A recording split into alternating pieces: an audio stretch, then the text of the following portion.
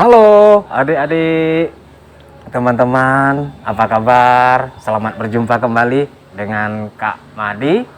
Seperti biasa, kita kembali lagi dengan Dongeng Ceria Nusantara melalui layanan storytelling Perpustakaan Umum Kabupaten Kutai Kartanegara. Apa kabar teman-teman, adik-adik, kanak-kanak yang ada di rumah? Semoga selalu dalam keadaan yang sehat, bersemangat, belajar dan membacanya tentunya teman-teman. Kak Madi punya cerita hebat hari ini buat teman-teman yang ada di rumah ya teman-teman. Kepada siapa kita berdoa? Allah. Kepada siapa kita meminta? Allah. Hanya kepada Allah kita berdoa, hanya kepada Allah kita meminta. Ya adik-adik, selalulah berdoa agar kita selalu diberikan kebaikan kepada Allah ya teman-teman. Hai teman, apa kabarmu? Baik. Hai teman, apa kabarmu? Baik. Nah, selamat pagi. Kak Madi cerita hebatnya hari ini buat teman-teman ya. Nah, ada cerita sebuah keberuntungan. Nah, di pagi itu Pak Pito, kata Pak Pito, yang dari tadi sebenarnya Pak Pito mengangkat dan mengemasi semua barang diisi di rumahnya. Kali ini Pak Pito tinggal di satu desa yang sudah lama dengan bersama istrinya. Hampir 10 tahun dia sudah tinggal di desa itu. Kali ini Pak Pito kelihatannya berniat untuk pindah ke kota teman-teman. Sudah selesai mengangkat semua barangnya, Pak Pito sedikit lega. Di atas pedati gerobak yang digunakan memakai seekor kuda pada saat itu. Hingga istri Pak Pito pun sudah siap untuk berangkat meninggalkan tempat lama mereka, di mana di sana mereka menjual masak-masakan pada saat itu. Menjual masakan sup. Nah, mereka berniat ingin berjualan ke kota pada saat itu. Kata Pak Pito, "Ibu, adakah yang tertinggal?" "Sepertinya ayah tidak ada lagi," katanya. "Hanya aku menyisakan satu kuali yang biasa kita gunakan memasak sop.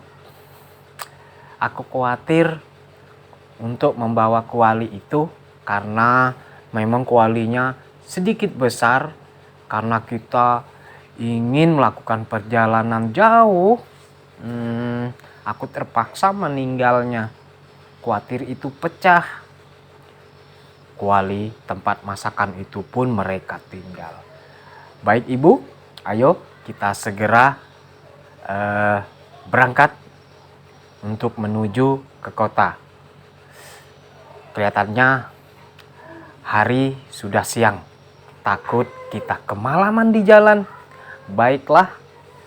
Dan suami istri ini pun segera menaiki pedati yang dikendarai satu kuda.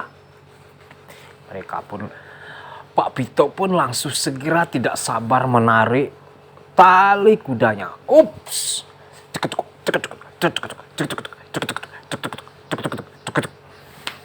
Melaju di jalan desa itu. Sementara Mereka pun menikmati suasana pemandangan yang ada di jalan di desa itu. Tak disangka ada suara seperti memanggil Pak Pito. Tek, tek, tek, tek, tek, tek, tek, tek, tek, tek, tek. Langsung saja Pak Pito menarik kudanya. Kii! Suara kuda berhenti. Terang saja, ternyata sahabat Pak Pito lah yang memanggil di pinggir jalan. Yaitu suara Pak Yol. Nah, Pak Yol dia adalah sahabat Pak Pito. Mereka pun bertanya, tergesa-gesa sekali, kalian sepertinya ingin ke kota. Iya, Pak Yol, kami berniat ingin pindah dan tidak akan kembali lagi. Saya berniat untuk berjualan di kota karena kebetulan istri saya lagi sakit-sakitan. Istri Pak Pito pun mengangguk-ngangguk. Hingga saya harus kembali ke kota dan balik lagi ke desa untuk membawa istriku untuk berobat. Jadi kami berniat akan pindah ke kota, memudahkan segala urusannya dan memulai lagi dengan usaha kami di sana. Pak Yul pun berkata, baiklah, berhati-hati. Ternyata aku sedikit telat. Soalnya aku berencana tadi ingin berkunjung ke tempat kalian, tapi sayangnya kalian sudah lebih dulu untuk meninggalkan tempat kalian. Kalau boleh, kata Pak Yol, tanya, adakah sesuatu yang kalian tinggal di rumah sebagai oleh-oleh buat aku sahabat? Sambil bercanda dengan Pak Pito. Hahaha. Tentu saja ada. Engkau kan tahu, aku tidak mempunyai barak yang banyak. Jadi ada satu yang bisa aku tinggal di tempat kediamanku tadi, yaitu satu kuali. Saya tidak membawanya khawatir nantinya pecah. Kami berniat untuk membeli kembali di kota nanti. Sambil bercanda. Kalian, kata istri Pak Pito, kalian, Pak Yol, pergilah ke tempat kami tadi. Mana tahu kalian bisa mengambil barang-barang yang kami tinggal di sana, terutama kuali itu, katanya. Jadi kami pamit, kami takut kemalaman di jalan. Baiklah, selamat tinggal, semoga selalu berbahagia, kata Pak Yul sahabat Pak Pito. Mereka pun langsung menarik kudanya, lalu berlari lagi kencang kudanya. Pak Yul pun menatap mereka dari kejauhan, tampak mengecil-mengecil.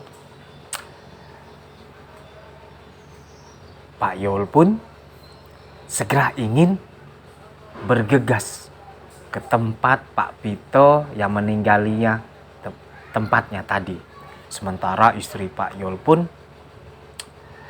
sedikit murung karena pada saat tadi dia sangat berharap mendapatkan satu kenang-kenangan yang sangat bermanfaat dari Pak Pito.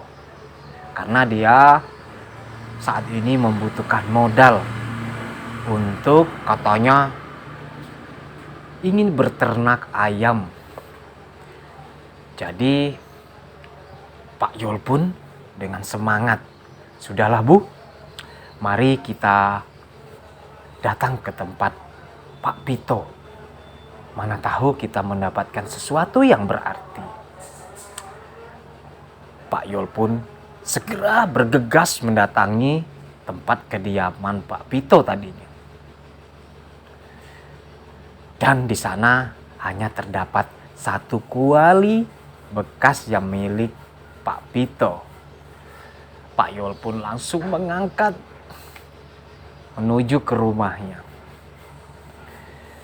Dan istrinya tidak begitu senang dengan apa yang dilakukan Pak Yol. Mengangkat kuali bekas, kelihatannya itu tidak begitu bermanfaat.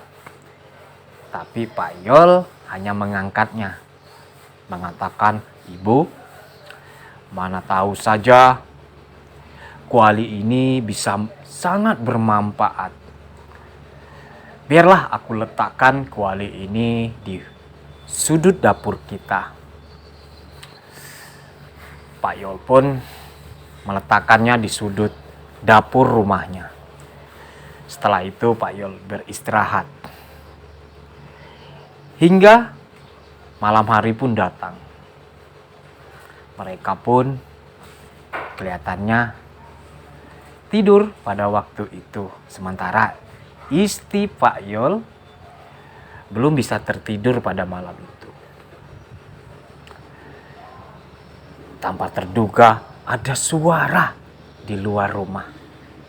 Menggelegar seperti suara orang yang berlari.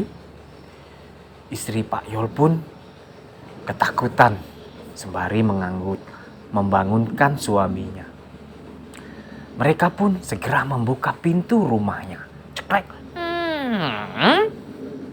Melihat ke kiri dan ke kanan, kelihatannya tidak ada seseorang pun. Tak lama kemudian, terdengarlah suara teriakan dari 2-3 orang. Ya, ternyata setelah Pak Yol mendekati, yaitu tetangganya, yaitu Bu Mary. Bu Mary ini kelihatannya orang yang paling berkecukupan yang ada di sekitar tetangga Pak Yol. Katanya, "Apakah kalian melihat orang yang berlari? Karena aku baru saja mendapat musibah kecurian. Semua kalung dan cincinku habis raib diambil seorang pencuri." Kata mereka, "Kami tidak melihat apa-apa." Hingga warga pun mencari pencuri tersebut. Pak Yol dan istrinya masuk ke dalam rumah.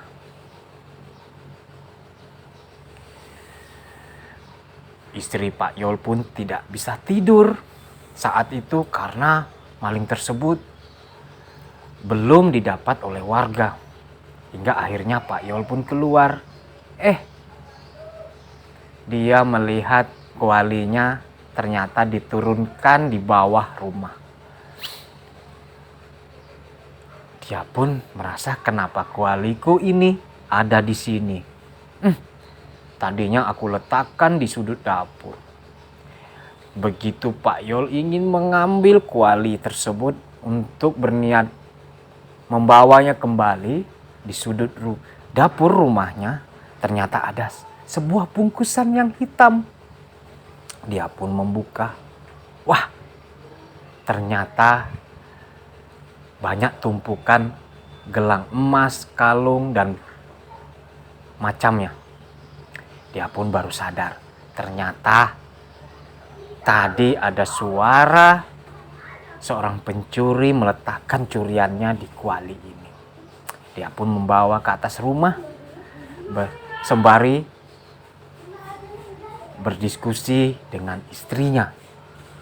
Kita harus mengembalikan ini.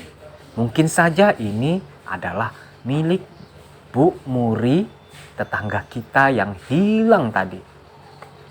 Esok harinya mereka pun datang ke tempat Bu Mary menjelaskan semuanya, dan Bu Mary pun tertawa dan tersenyum dan bahagia karena ini kebetulan miliknya yang tadi malam dibawa lari oleh pencuri. Bu Mary pun sangat berterima kasih kepada Pak Yul dan istrinya. Dia pun kebetulan Bu Mary ini orang yang hidup berkecukupan dan baik hati. Dia pun memberi satu gelang dan untayan rantai emas kepada istri Pak Yul.